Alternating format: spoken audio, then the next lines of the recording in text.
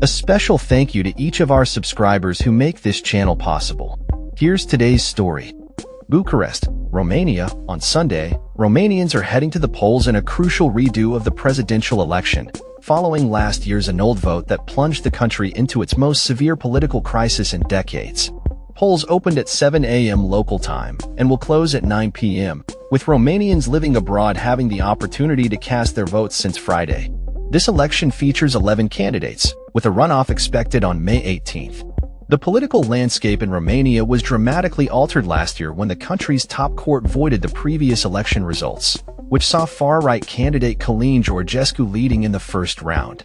Allegations of electoral violations and claims of Russian interference, which Moscow has denied, led to this unprecedented decision. The political atmosphere in Romania mirrors that of many EU nations, with anti-establishment sentiment running rampant. This discontent is fueled by high inflation, a rising cost of living, a substantial budget deficit, and a sluggish economy. Observers note that this malaise has increased support for nationalist and far-right figures, including Georgescu, who is currently under investigation and barred from participating in the rerun. According to local surveys, hard-right nationalist George Simion seems poised to enter the runoff, likely against either Bucharest Mayor Nicu Cerdan or the governing coalition's candidate, Crin Antonescu. Nicu Cerdan, a 55-year-old mathematician and former anti-corruption activist, is running on a pro-EU platform titled Honest Romania. He emphasizes the need for a president who possesses both the will and ability to reform the political system. Meanwhile, veteran centrist Crin Antonescu, age 65, has focused his campaign on maintaining Romania's pro-Western stance.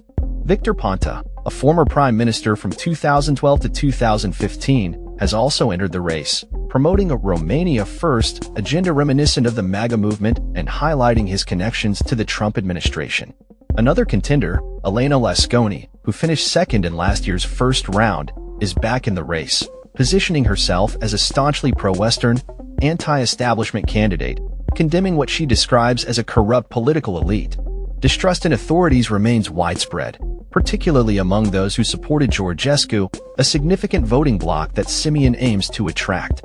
The anti-establishment sentiment is not an anarchic movement, but rather a response to those who have destroyed this country, Simion stated, reflecting on the current political climate.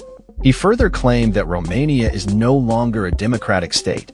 Simion leads the hard-right Nationalist Alliance for the Unity of Romanians, AUR, which he describes as perfectly aligned with the MAGA movement. The party has gained traction since its rise in the 2020 parliamentary elections, advocating for values such as family, nation, faith, and freedom, and has doubled its support base since then. The election redo represents a pivotal moment for Romania as it attempts to restore its democracy and maintain its geopolitical alliances, which have been strained since the annulment of the previous election.